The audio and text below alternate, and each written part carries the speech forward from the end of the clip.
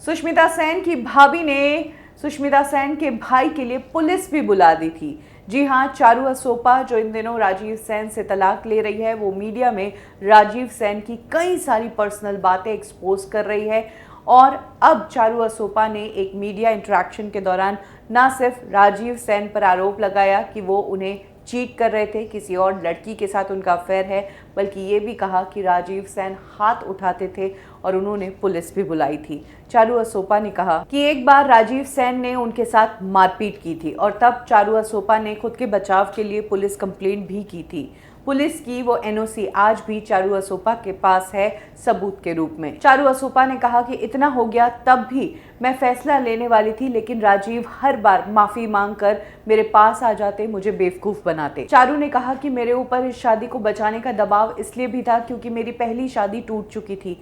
मेरे घर वाले भी मेरे खिलाफ थे और वो यही सोचते थे कि लड़की में ही कुछ दिक्कत है, इसीलिए मैं इस शादी को बचाती रही। एक बार तो ऐसा हुआ कि मैं मुंबई में हूँ, राजीव भी मुंबई में है, एक ही शहर में होते हुए अपना घर और अपनी बच्ची को छोड़कर राजीव होटल में जाकर ठहर गए थे। मैंने राजीव को कॉल किया कि कहाँ हो, तो राजीव ने कहा मैं JW में ठहरा हूँ।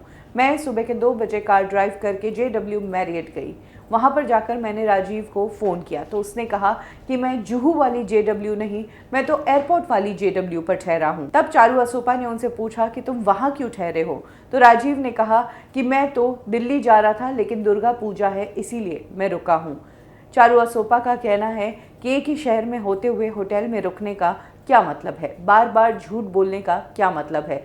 चारू ने यह भी बताया कि जहां एक तरफ राजीव उन्हें धोखे पे धोखा दे रहे थे, वहीं सेम टाइम पर राजीव का परिवार यानी कि सुष्मिता सेन और उनके मम्मी पापा चारू असोपा को ही ये कहते थे कि तुम काम छोड़कर घर पर इसके लिए खाना बनाने लग जाओ, तब ये घर पर आएगा और घर पर रुकेगा और तभी तुम्हारी लाइफ ठीक होगी। चारू का कहना है कि जब मैंने शादी नहीं की थी, उससे पहले राजीव ने हर जगह मीडिया में कहा था कि उसे मेरे काम से कोई दिक्कत नहीं, फिर शादी के बाद इस तरह की बात क्यों कि काम छोड़ो तो सब कुछ ठीक होगा। ये सब कुछ चारू असोपा ने झेला है। चारू राजीव के बारे में बहुत सारी बातें बोल चुकी है, लेकिन रिटर्न में राजीव बस यही बात कर रहा है, कह रहा है कि चारू का लाई डिटेक्टर टेस्ट करवाओ।